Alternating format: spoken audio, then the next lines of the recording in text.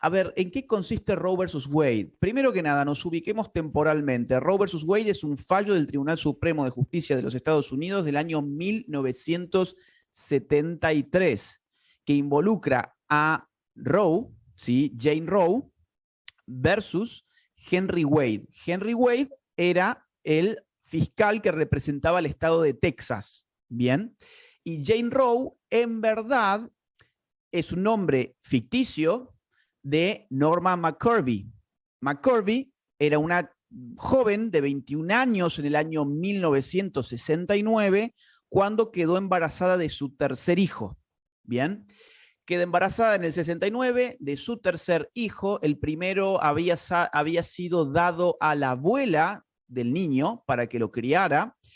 El segundo había sido dado directamente en adopción a otra familia. Y el tercero, que estaba en camino, bueno, estaba presto a ser abortado. Lo que McCorvey, que tenía grandes problemas con las drogas y problemas de tipo financiero, deseaba era abortar al tercer hijo. Pero ¿qué ocurre? En Texas, nos ubiquemos en Dallas, Texas, 1969, no había en ese momento aborto legalizado. Había algunos estados de Norteamérica que sí lo tenían, como por ejemplo California o Nueva York, pero McCorvey no tenía ingresos suficientes como para irse a uno de estos estados y abortar. Con lo cual se le recomienda que diga que fue violada en manada, ¿sí? Que una banda de hombres la violó y que ese tercer hijo en camino es el producto de esa violación en manada, de modo de obtener los focos de la prensa, digamos, de generar una cierta compasión en la opinión pública y todo lo que hoy vemos que se suele hacer en los países que quieren legalizar el aborto fue el ABC de ese caso. Bien. ¿Qué ocurre entonces? Dos abogadas feministas muy jóvenes también, tenían 27 años, toman el caso y utilizan a McCorvey para generar el fallo que a la postre se llamará Roe versus Wade y que termina despenalizando el aborto en todos los Estados Unidos. ¿Por qué yo digo que la utilizan? Porque ellas mismas dijeron después a la prensa que habían utilizado a McCorvey. Una de las abogadas se llama de apellido Weddington. Bueno, busquen las entrevistas de Weddington, van a ver cómo dice literalmente, nosotras utilizamos a McCorvey. Si hubiera podido utilizar a otra mujer, hubiese sido mucho mejor, dicen.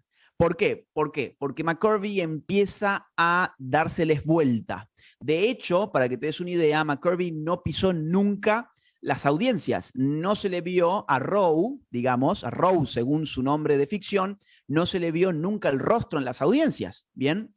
Y más aún, las abogadas participaban de una red de una red feminista abortista que les proveían abortos a las mujeres en la situación del aborto clandestino, con lo cual podrían haberle dado a McCorvey, o sea, a Roe, el aborto que ella anhelaba, pero no.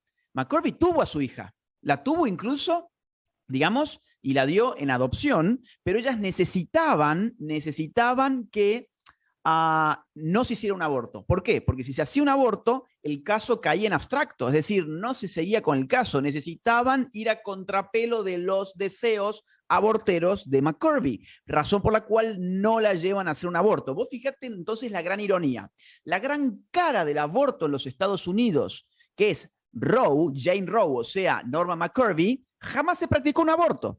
Y es la gran cara del aborto en los Estados Unidos. Todo esto empieza a irse un poco a bancarrota cuando ya en el año 89 se revela quién era Jane Roe, o sea, Norma McCorvey, y ella sale a admitir en la televisión de forma abierta que era mentira que había sido violada. Y ella cuenta la verdad, ¿no? Bueno, fue una mentira. Fue una gran estafa. ¿Por qué? Porque necesitábamos modificar el rumbo de la opinión pública y el caso tenía que tomar este relato. ¿Sí? Entonces, bueno, eso ya se gana la hostilidad de ciertos grupos feministas, pero un punto de inflexión más importante aún va a ser en el año 1991, cuando McCorvey entra a trabajar a una clínica de abortos en Austin, era en Texas, pero creo que era en Dallas, ¿bien?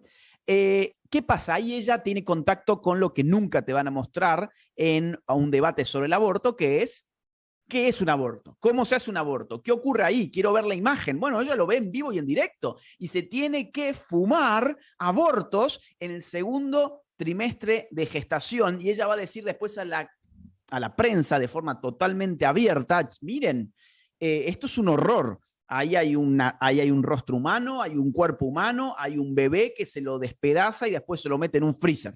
Esas son palabras que ella utiliza para la prensa.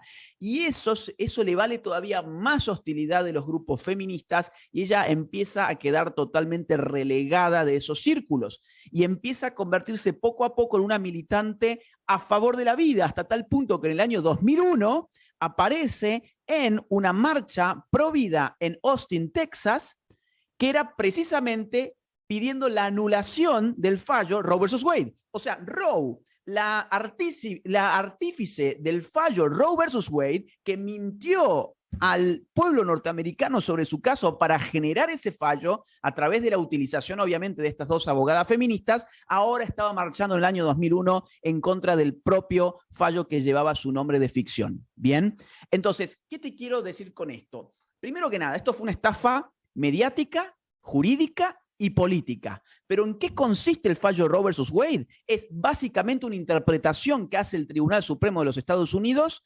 según el cual el aborto sería un derecho constitucionalmente protegido. O sea, según esta interpretación, el aborto es un derecho que aparece en la Constitución de los Estados Unidos, algo que nadie nunca pudo encontrar. Nadie nunca pudo encontrar dónde demonios estaba el aborto en la Carta Magna norteamericana, pero esa interpretación antojadiza fue lo que se impuso desde 1973 hasta el día de ayer. Ahora, ¿qué significa que sea un derecho constitucionalmente protegido? Significa que los estados no pueden limitar el aborto. No lo pueden limitar. No pueden prohibir, mejor dicho, el aborto. Esa sería la palabra correcta. No pueden prohibir. Pero 20 años después de Roe versus Wade, va a haber otro fallo que se llama Planned Parenthood versus Casey, donde la Corte Suprema va a decir que no se puede limitar en ningún sentido el aborto porque implica cargas indebidas para la mujer. Entonces, entre ambos fallos, ¿sí? Roe versus Wade y Planned Parenthood versus Casey, vos vas a tener no solamente aborto despenalizado en todos Estados Unidos, en todos los estados de Estados Unidos, sino que además vas a tener aborto ilimitado en muchos de ellos. ¿Qué significa ilimitado? Bueno, por ejemplo, que puedas hacer un aborto el mismo día del parto, ¿sí? O sea, hasta los 9 meses vos podés practicar un aborto en los Estados Unidos, en muchos de los estados, y es muy difícil querer empezar a limitar, por ejemplo, la ley del latido del corazón, ciertos exámenes, ciertas causales, ya eso no se puede a partir de ese fallo.